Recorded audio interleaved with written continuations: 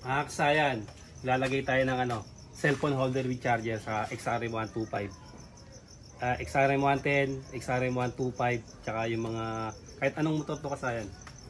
Pwede siyang ilagay. Ito, yung pinaka-pwesto natin. Kadalasan iniipit nila sa sa side mirror. Side mirror nila iniipit Kasayan, paglalagyan natin ito, yung pinaglalagyan ng guard. Ito siya. Dito na natin siya ilalagay. Kasi wala na naman siyang hand guard eh. Dito natin siya ilalagay para fit na fit siya dito, fix na fix, walang ka-uga-uga. Ayan, dito sa atin siya lalagay ha. Tatanggalin natin yung tornilyo ng hand guard. Tapos kasayan, bago natin siya ilagay, patibayin muna natin yung ating cellphone holder with charger. Ito siya.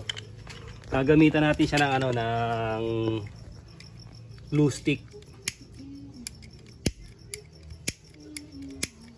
Gumana. Be careful when you drive.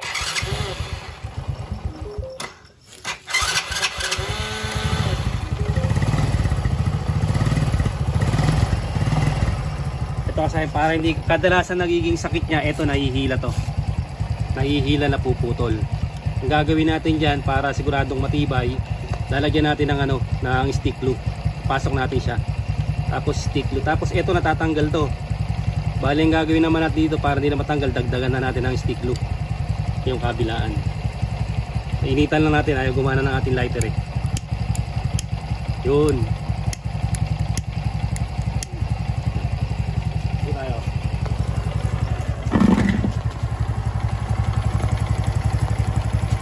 Sasaya na, pasok nyo lang kasi tingnan nyo, ang liit lang ng wire nya, ang nipis. Para lang siyang painitin lang natin saglit, medyo may pa eh. Tingnan mo, baka gumana pa yung lighter natin. Yun. Hina eh.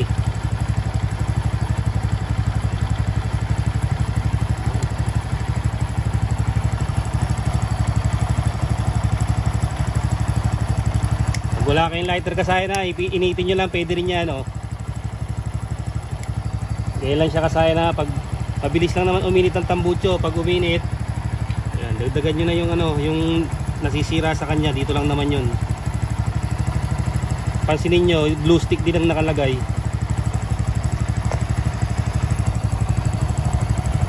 Papatibayin na kaagad natin para pang matagalan na siya. Dadagdagan na natin yung dikit. Diyan lang naman yung kadalas ng bumibigay. Kabilaan na natin yan. Ayan o.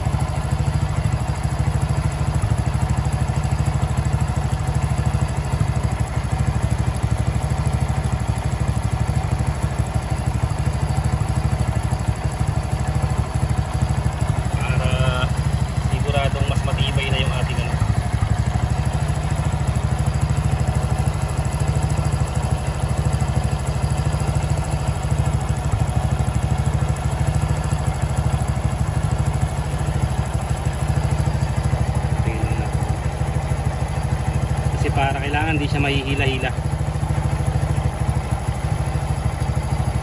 para hindi kagad siya masira, mahaba ang buhay ng ating cellphone charger o cellphone holder.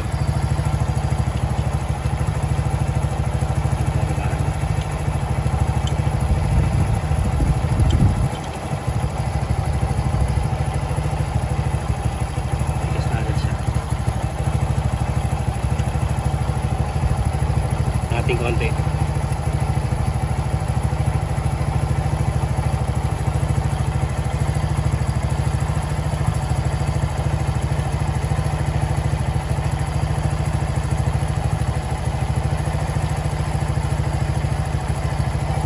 swabe nga lang yung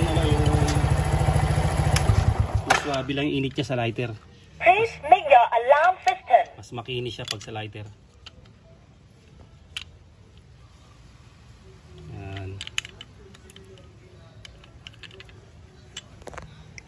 Tapos kasayan pag kailangan may naka-ready kayo dito na na kahit ng hanger po pwede.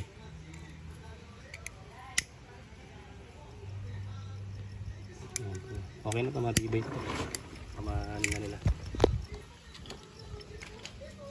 Matibay na yan. Lalagyan nyo to kasi ng ano na kahit yung mga naputol na hanger, iipit nyo sa kanya. Iipit nyo para hindi siya mag-vibrate kasi ito pagka ano nagba-vibrate siya maingay. Kaya lang may nakaipit dito pag walang nakalagay na cellphone. Itong dalawa na yan. Tatanggalin lang natin itong ano na to. Tornilyo nito. Ito dati ng tornilyo to. Kasi meron ditong ano yung mga guard eh.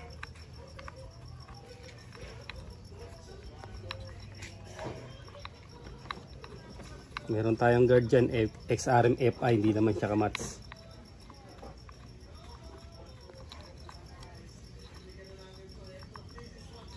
Yung paglalagay nito kasahin, parehas lang ng voltmeter. Siya. Yan.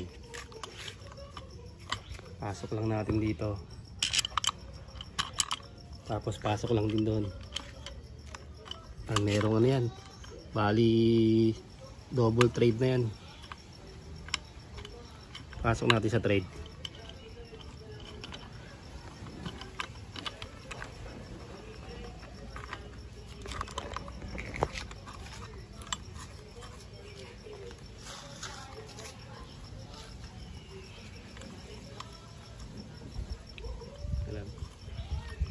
Hindi na higpit.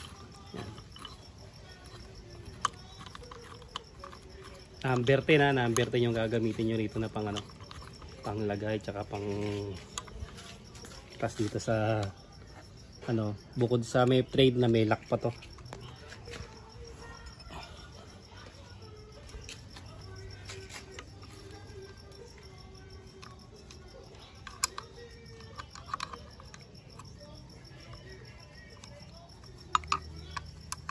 Ito, dediretso to kasi naka-trade to, lalak to sa trade.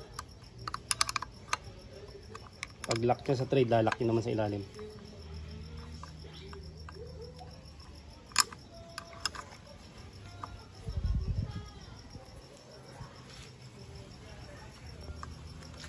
Trade.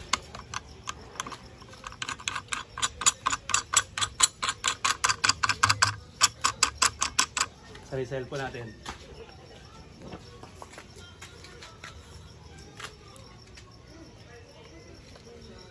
Alam na natin yung testing lang natin yung kasya na siya.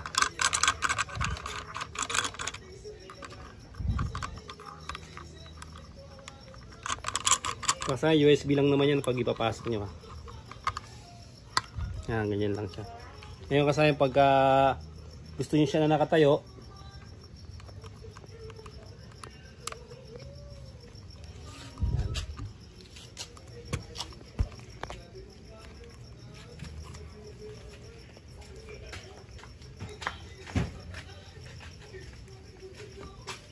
tapos no, pagka gusto nyo ito na nakatayo siya, ito luwagan nyo lang to ha.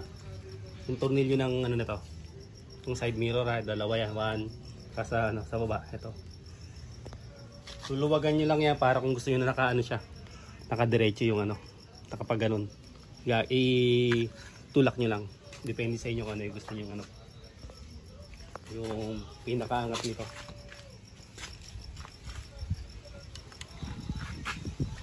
Tapos ito, dalawa yung option natin na para mag-wire ng ano, ng cellphone holder with charger o voltmeter.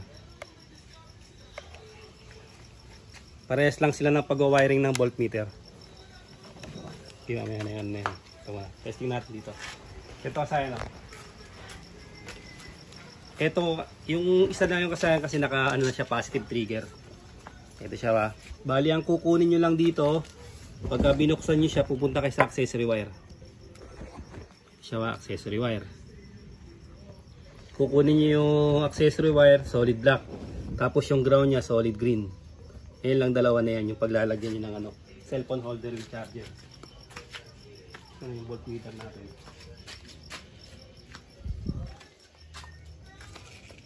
Ito to. Ito kasi na, tingnan nyo. Ito kasi naka-open pa para mas madali. Yung kasi may mga tape na eh.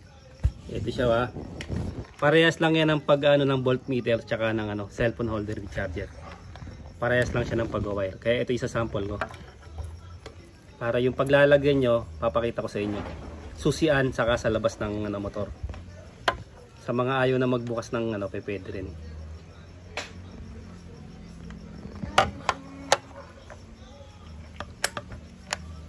Ako, nalobat na. Nalobat na yung motor moods natin. Ito siya kasayan ha. Tignan nyo ha. Ito, nalobat lang to. Nalobat na eh. Ito ha, dito ha. Ito yung isa yung paglalagyan. Tapos yung pangalawa naman, ito. Hindi nyo na kailangan pang hindi nyo na kailangan pa magbukas ng headlight. Dito naman yung isa. Kung magkakabit kayo ng cellphone holder with charger o yung voltmeter, parehas lang siya ito. Lalagay nyo rito yung ground sa solid green. Solid green ha, hindi yung may lining. Paglagay nyo dyan sa solid green, ilalagay nyo naman sa brake light sa accessory wire. Ito siya. O yan, dyan nyo siya ilalagay. Yan, kitang-kita nyo ito ha. Sa starter nang galing. Tapos yung isa sa brake light. Ito kasi yung green na may lining na yellow, brake light yan. Positive din yan. Pag nagpreno, saka palang lalabas yung niya. Yung positive. So, para sa mga beginners natin to na nag-uumpis ng mag-wiring. Ito lang, sinapol ko lang sa inyo to para alam nyo agad yung ito, dito. Be careful when you drive. Ngayon, ito rin siya. May mga tape na kasakasayan na to. Tutok mo rito. Ayan siya. May tape na siya kasi kasayan. Ito yung kulay green. Tapos positive trigger na siya. Ayan, akit yan dito. Ito na siya, kinuha kong ground. Ito siya. Tapos yung isa, ito naman siya. Ito. Ayan yung accessory wire. Hindi ito dito solid green ha. Pakita mo, green na may lining na yellow. Tutukan mo yan.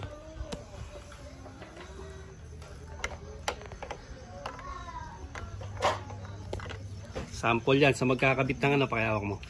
Sa magkakabit ng voltmeter at saka ng cellphone holder with charger. Parehas na parehas lang yan. Ito yung ating positive ha. Ang positive natin dito, yung accessory wire. Tapos yung negative natin, hindi manggagaling dito manggagaling sa starter. Pag dinrate nyo, ito yun. Yung pinakita natin kanina sa inyo. Ayun, ito yung negative nya.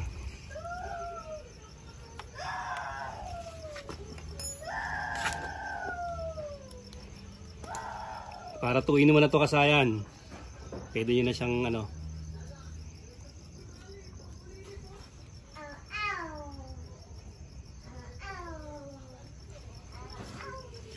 12.3.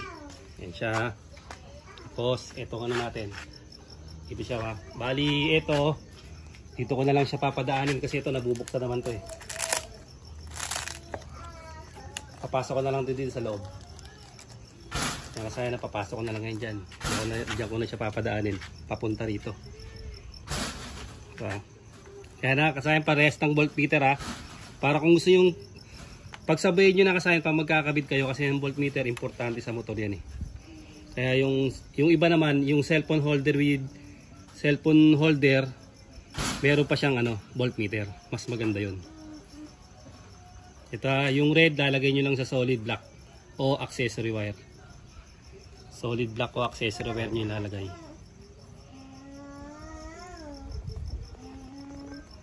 Para kasayan tuwing naman na to. Sa hindi pa naglalagay ng voltmeter, maglagay na kayo. Napaka-importante sa motor. Lalo na pag magpa-power up kayo o magpo-full wave. Kailangan siya.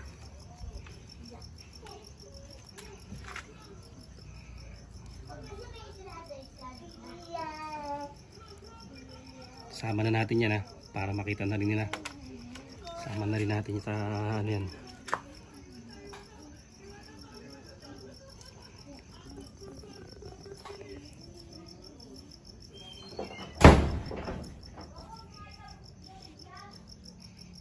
Sama na natin yung kasayan para dalawa na kagad yung natin. Pagsabayin nyo na kasayan, pwede yan pagsabayin. Para isang lagayan isaan lang siya. Yan. Tapos testing natin dito yung